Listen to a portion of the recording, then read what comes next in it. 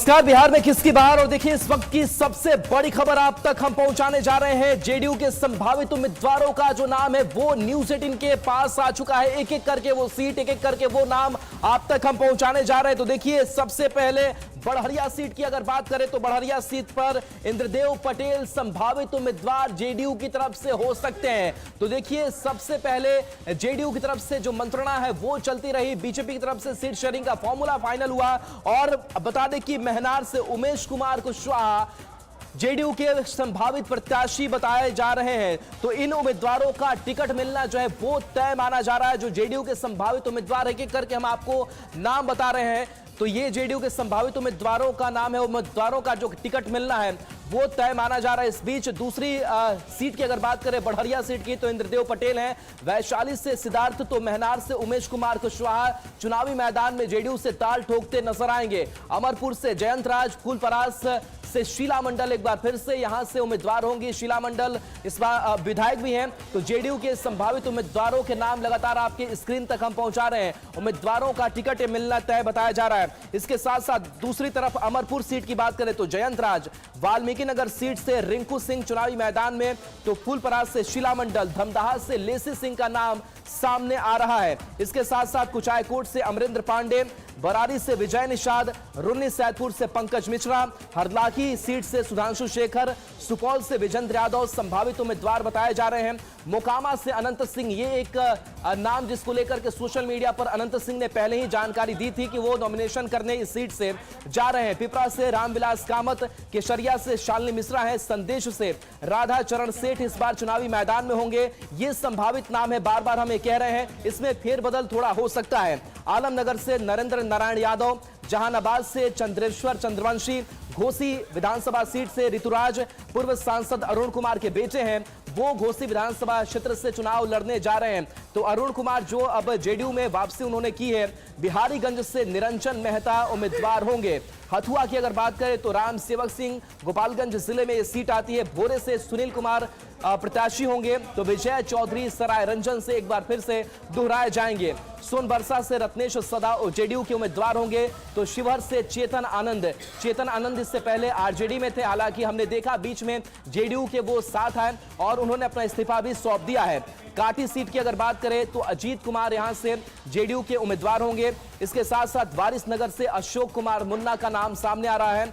बरबीघा से सुदर्शन, इसके साथ बहादुरपुर से मदन सहनी चुनावी मैदान में होंगे, जो अभी मंत्री भी हैं। इसके साथ साथ कल्याणपुर से महेश्वर हजारी का नाम सामने आ रहा है। तो ये वो नाम है जेडीयू के संभावित उम्मीदवारों का, जो एक एक करके हमने नाम आपको बता दिए हैं। इसमें कई ऐसे चेहरे हैं जो रिपीट किए गए हैं। आनंद अमृतराज हमारे साथ न्यूज 18 संवाददाता फोन लाइन पर। आनंद, जो संभावित उम्मीदवारों की एक लिस्ट है न्यूज 18 ने बताई है, इसमें खास क्या लग रहा है? देखिए, निश्चित तौर पे ये एक बार फिर से हम अपने दर्शकों को क्लियर कर दें कि ये संभावित उम्मीदवार है जिनका टिकट मिलना तय माना जा रहा है। लेकिन अंतिम समय में अगर कुछ फेरबदल होता है, जिसकी संभावना बहुत कम है, लेकिन फिर भी एक या दो उम्मीदवार ऐसे हो सकते हैं जिनका टिकट कट सकता है, उनके जगह कोई नए उम्मीदवार आ सकते हैं। लेकिन इतना तय है कि मनार से जो प्रदेश अध्यक्ष उमेश कुशवाहा, उनका टिकट लगभग फाइनल हो चुका है। वैशाली से सिद्धार्थ पटेल जो सिटिंग विधायक हैं, उनका भी टिकट तय हो गया। अमरपुर से जयंत राज जो बिहार सरकार के मंत्री हैं, भवन निर्माण मंत्री, उन्हें भी रिटेन किया गया है। वाल्मीकि नगर से रिंकू सिंह जो लगातार विधायक जीते आ रहे हैं, उनका भी टिकट रिटेन कर दिया गया है। फूलपरास से शीला मंडल जो बिहार सरकार की मंत्री है, परिवहन मंत्री, उनका भी टिकट रिटेन कर दिया गया है। इसके अलावा धमदाहा से लेसी सिंह जो बिहार सरकार के मंत्री है, उनका भी टिकट तय कर दिया गया है। बरारी से विजय निषाद जो इसके पहले सिटिंग एमएलए हैं, उनको भी टिकट दिया गया है। रुन्नी सैदपुर से पंकज मिश्रा जो अभी सिटिंग एमएलए हैं, उनका भी टिकट बरकरार रखा गया है। इसके अलावा हरलाखी से सुधांशु शेखर भी अभी सिटिंग एमएलए हैं, उनका भी टिकट बरकरार रखा गया है। इसके अलावा सुपौल विजेंद्र यादव जो जेडीयू के सबसे वरिष्ठ नेता है, बिहार सरकार के मंत्री, ऊर्जा मंत्री, उनको भी रिटेन किया गया है। और अनंत सिंह जो मोकामा से अनंत सिंह, जिन्होंने 16 तारीख को नॉमिनेशन की तारीख भी ऐलान कर दिया है, उनको भी टिकट दिया जा रहा है। पिपरा से रामविलास कामत जो अभी तक सिटिंग एमएलए है, उनका भी टिकट बरकरार रखा गया। केसरिया से शालिनी मिश्रा है जो मोतिहारी की तरफ से आती है, उनको भी टिकट दिया गया, वो अभी वर्तमान में विधायिका भी है। संदेश से राधा चरण सेठ जो एमएलसी थे, इस बार एक नए चेहरे के तौर पर राधा चरण सेठ को टिकट मिल सकता है, जो वैश्य समाज से आते हैं, एक बड़े नेता माने जाते हैं वैश्य समाज के। आलमनगर से नरेंद्र नारायण यादव जो है लगातार इसके पहले भी विधायक रह चुके हैं कई बार, और उपाध्यक्ष विधानसभा के उपाध्यक्ष भी अभी वर्तमान में है, उन्हें भी फिर से टिकट दिया गया। जहानाबाद से चंदेश्वर चंद्रवंशी, ये थोड़ा इंटरेस्टिंग है। चंदेश्वर चंद्रवंशी जहानाबाद से इस बार लोकसभा चुनाव लड़ रहे थे 2024 में, लेकिन वो चुनाव हार चुके थे, और तब माना गया था कि जो अरुण कुमार जो पूर्व सांसद थे जहानाबाद में, वो चुनाव में खड़े हुए थे लोकसभा चुनाव में, और जिनके वजह से माना जा रहा था कि चंदेश्वर चंद्रवंशी की हार मिली है। बहुत दिलचस्प है राहुल, मैं एक बार फिर से बताना चाहता हूँ कि चंदेश्वर चंद्रवंशी को जहानाबाद से टिकट दिया गया, और घोसी सीट है जहां से ऋतुराज जो पूर्व सांसद अरुण कुमार के बेटे हैं, उन्हें टिकट मिल सकता है।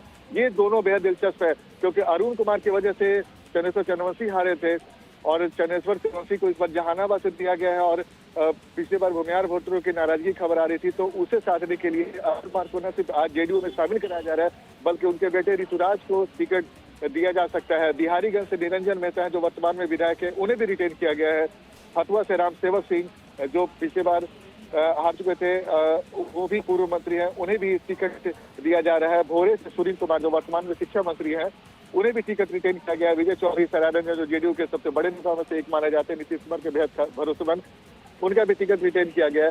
सोनभद्र से रत्नेश सदा बिहार सरकार के उत्पाद मद्य निषेध मंत्री हैं, उनका भी टिकट रिटेन किया गया है। सीवर से चेतन आनंद, जिसकी चर्चा आपने की, चेतन आनंद इसके पहले आरजेडी विधायक थे, जो कल ही उन्होंने सीवर से विधानसभा से इस्तीफा दिया है, और अब जेडीयू के टिकट पे सीवर से किस्मत आजमाएंगे। कांटी से अजीत कुमार जो बिहार सरकार के पूर्व मंत्री रह चुके हैं, जिन्होंने जेडीयू ज्वाइन किया था, और इस बार कांटी से उन्हें टिकट मिलने की उम्मीद बहुत ज्यादा है। वारिसनगर से अशोक कुमार मुन्ना एक बार फिर से उम्मीदवार बनेंगे जेडीयू के। बरबीघा से सुदर्शन, जिनके नाम को लेकर थोड़ा संशय था, लेकिन खबर है कि सुदर्शन ही बरबीघा से इस बार भी जेडीयू के उम्मीदवार के तौर पे उतरेंगे। बेलागंज से मनोरमा देवी, आपको याद होगा जब उपचुनाव हुआ था तो इस बार मनोरमा देवी ने जीत हासिल किया था, सुरेंद्र यादव के गढ़ को उन्होंने तोड़ा था, तो मनोरमा देवी को इसका इनाम मिला, और फिर से उनका टिकट बरकरार रखा गया। बहादुरपुर से मदन सहनी जो बिहार के समाज कल्याण मंत्री हैं, उनका भी टिकट रिटेन रखा गया है। कल्याणपुर महेश्वर हजारी जो बिहार के सूचना प्रसारण मंत्री हैं, उनका भी टिकट रिटेन किया गया। तो ये कुछ ऐसे नाम थे जिसे हमने अपने दर्शकों को बताया, और क्या वजह थी क्यों इनका टिकट रिटेन किया गया है, और किन्हें नए उम्मीदवार के तौर पे मौका मिला, उसकी भी जानकारी हम अपने दर्शकों को राहुल लगातार दे रहे हैं। चले बिल्कुल, तो ये पुराने जो चेहरे हैं वो ज्यादातर रिपीट किए गए हैं, लेकिन कुछ ऐसी सीटें हैं जिस पर अभी फैसला होना बाकी है, और जिन सीटों को लेकर के कहा यह भी जा रहा है कि उनके जो टिकट है वो कट सकते हैं, जिसमें गोपालपुर, कुशेश्वर स्थान, इसके साथ साथ सकरा या फिर सुरसंड की सीटें हैं। बाकी अन्य सीटों पर क्या रणनीति जेडीयू की तरफ से बन रही है? देखिए, निश्चित तौर पे राहुल, चिंतन मनन का दौर लगातार जारी है, और उम्मीद है कि आने वाले कुछ घंटों के अंदर जेडीयू के और भी कौन से उम्मीदवार होंगे, इसकी भी तस्वीर साफ होते चल जाएगी। लगातार हम अपने दर्शकों को उसकी जानकारी भी देते जाएंगे। लेकिन दिलचस्प है, जेडीयू की पूरी कोशिश है राहुल की ऐसे उम्मीदवारों को उतारा जाए, चूंकि इस बार जेडीयू 100 से ज़्यादा सीटों पर चुनाव लड़ने जा रही है, और पिछली बार जेडीयू भले ही 2020 में 115 सीट पे लड़ी थी, लेकिन मात्र 43 सीट पे सिमट कर रह गई थी। तो इस बार वैसी परिस्थितियां न हो, इसे देखकर जेडीयू की पूरी कोशिश है कि न सिर्फ अपने अधिकांश सीटिंग एमएलए के टिकट को रिटेन करें, बल्कि कुछ ऐसे उम्मीदवार भी उतारे हैं जिनके जीतने की संभावना ज़्यादा है। तो इस वजह से हम लगातार अपने दर्शकों को बता रहे हैं, एक बार फिर से बता रहे हैं कि महानार से जो उमेश कुशवाहा जो हारे थे, जो प्रदेश अध्यक्ष है, उन्हें भी टिकट दिया गया है। और नए नामों में नाम है, इसके अलावा आनंद सिंह है जिनके टिकट को बरकरार रखा गया है। इसके अलावा वारिसनगर से अशोक कुमार मुन्ना है, बरबीघा से सुदर्शन, जिनके नाम को लेकर काफी संशय था, लेकिन जेडीयू ने एक बार फिर से उन पर भरोसा जताया है। बेलागंज से मनोरमा देवी, जिन्हें उपचुनाव में जीत के बाद उसका इनाम मिला है, और चेतन आनंद जो आरजेडी के विधायक हुआ करते थे, कल उन्होंने इस्तीफा दिया और वापस फिर से जेडीयू के टिकट पर किस्मत आजमाएंगे।